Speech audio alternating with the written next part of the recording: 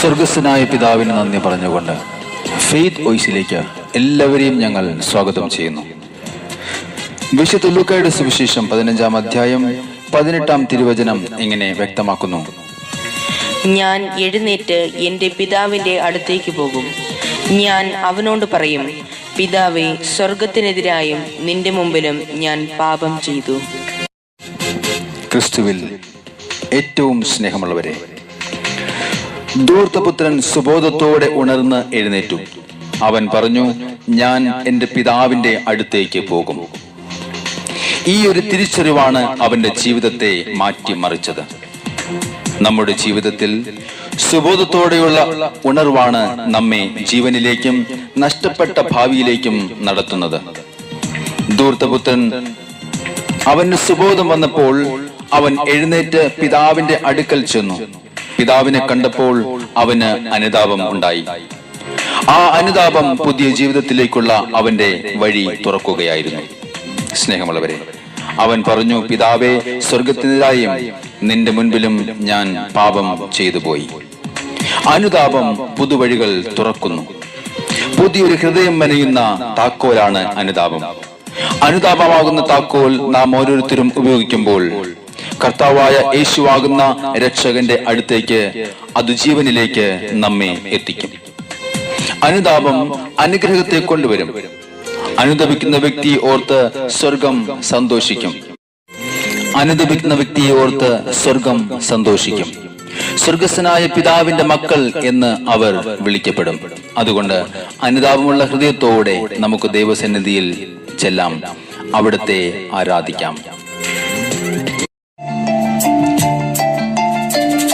കർത്താവായ യേശുവിന്റെ തിരുമുമ്പിൽ പൂർണ്ണ ഹൃദയത്തോടെ നമുക്ക് സമീപിക്കാം. അവിടുത്തോട് പറയാം, കർത്താവേ, എൻ്റെ പാപങ്ങൾ പൊറുക്കണമേ, എൻ്റെ കുറവുകൾ ക്ഷമിക്കണമേ. കർത്താവേ, എൻ്റെ മനസ്സിൻ്റെ മുറിവുകൾ അവിടെ നിന്ന് മായ്ക്കണമേ. എന്നെ അറിയുന്നത് അങ്ങ് മാത്രം. എൻ്റെ ആവശ്യങ്ങൾ അറിയുന്നതും അങ്ങ് മാത്രം. എൻ്റെ ഹൃദയ നൊമ്പരങ്ങൾ അറിയുന്ന ഏകദൈവം അവിടെ നിന്നാണ്. എന്റെ കുറവുകൾ ക്ഷമിക്കുന്നവൻ ഓ ഈശോ, എന്റെ ഈശോ മാത്രം. എന്റെ മുറിവുകൾ മായ്ക്കുന്നവൻ എന്റെ ഈശോ മാത്രം. ഓ എൻ്റെ ഈശോയെ, എന്റെ കുറവുകൾ ക്ഷമിക്കുന്നവൻ എന്റെ ഈശോ മാത്രം. എന്റെ മുറിവുകൾ മായ്ക്കുന്നവൻ എന്റെ ഈശോ മാത്രം. ഓ സ്നേഹം, സ്നേഹമേ, ദിവ്യ സ്നേഹമേ, നിന്നെ ഓർക്കുമ്പോൾ ഉള്ളം നിറയുന്നു. സ്നേഹമേ, ദിവ്യ സ്നേഹമേ, നിന്നെ ഓർക്കുമ്പോൾ ഉള്ളം നിറയുന്നു. ഈശോയേ, ഈശോയേ, എന്നും ഞാൻ നിന്നെ സ്നേഹിക്കുന്നു. ഓ എൻ്റെ യേശുവേ,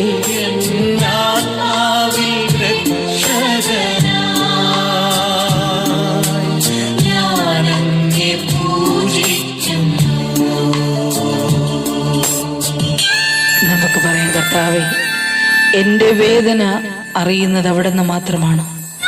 എൻ്റെ ജീവിതത്തിലെ യാതനകളെ അവിടെ നിന്ന് ഇന്ന് അകറ്റണമേ. കർത്താവേ, എന്നെ സഹായിക്കണമേ. ഒറ്റപ്പെട്ടു പോയ നിമിഷങ്ങളിൽ അവിടെ നിന്ന് എന്നോട് കൂടെ ആയിരിക്കണമേ. എനിക്ക് ആശ്വാസം നൽകണമേ. ഞാൻ അങ്ങയുടെ സന്നിധിയിൽ കടന്നു വരുന്ന കർത്താവേ, എന്റെ വേദനയറിയുന്നവൻ എന്റെ ഈശോ മാത്രം. ഓ എൻ്റെ യേശുവേ, എന്റെ വേദനയറിയുന്നവൻ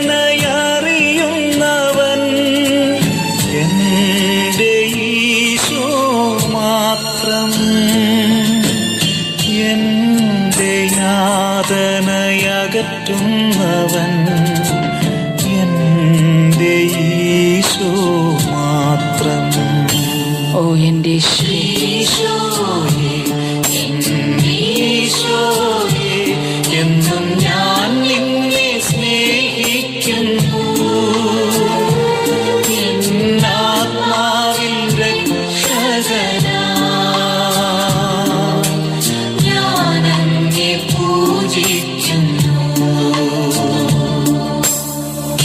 എന്റെ കുറവുകൾ ക്ഷമിക്കുന്നവൻ എന്റെ ഈശോ മാത്രം. എന്റെ മുറിവുകൾ മായ്ക്കുന്നവൻ എന്റെ ഈശോ മാത്രം. എൻ്റെ കർത്താവായ യേശു, എൻ്റെ കണ്ണുനീർ തുടയ്ക്കുന്നത് അവിടുന്ന് മാത്രമാണ് കർത്താവേ. കർത്താവേ, മുന്നോട്ടുള്ള വഴി അടഞ്ഞു എന്ന് തോന്നുന്ന നിമിഷങ്ങളിൽ എനിക്കുള്ള വഴി അവിടുന്ന് തെളിയിച്ചു തരണമേ. എന്നെ സഹായിക്കണമേ ഈശോയെ. ഇന്ന് അങ്ങയുടെ സന്നിധിയിൽ ധൂർത്തപുത്രനെ പോലെ ഞാൻ കടന്നു വരുന്നു. എന്നോട് കരുണയായിരിക്കണമേ, എന്നെ സഹായിക്കണമേ. ഓ യേശു, എന്റെ മിഴിനീർ തുടയ്ക്കുന്നവൻ എന്റെ ഈശോ മാത്രം. എന്റെ മിഴിനീർ തുടയ്ക്കുന്നവൻ എന്റെ ഈശോ മാത്രം. ഓ എൻ്റെ യേശു, എന്റെ വഴികൾ തെളിക്കുന്നവൻ എന്റെ ഈശോ മാത്രം. എന്റെ കുറവുകൾ ക്ഷമിക്കുന്നവൻ എന്റെ ഈശോ മാത്രം. എന്റെ മുറിവുകൾ മായ്ക്കുന്നവൻ എന്റെ ഈശോ മാത്രം. സ്നേഹമേ, ദിവ്യ സ്നേഹമേ, ഓ യേശു, നിന്നെ ഓർക്കുമ്പോൾ ഉള്ളം നിറയുന്നു. സ്നേഹമേ, ദിവ്യ സ്നേഹമേ, നിന്നെ ഓർക്കുമ്പോൾ ഉള്ളം നിറയുന്നു. ഈശോയേ, ഈശോയേ, എന്നും ഞാൻ നിന്നെ സ്നേഹിക്കുന്നു. എന്നാത്മാവിൽ രക്ഷകനായി ഞാൻ അങ്ങേ പൂജിക്കുന്നു. ഇന്ന് അനുതാപത്തോടെ കർത്താവിന്റെ സന്നിധിയിൽ സമർപ്പിക്കുന്ന നിങ്ങളുടെ പ്രാർത്ഥനകൾ കർത്താവ് ശ്രവിച്ച് നിങ്ങളെ ഏവരെയും അനുഗ്രഹിക്കട്ടെ എന്ന് കർത്താവായ യേശുക്രിസ്തുവിന്റെ നാമത്തിൽ ഞങ്ങൾ പ്രാർത്ഥിക്കുന്നു.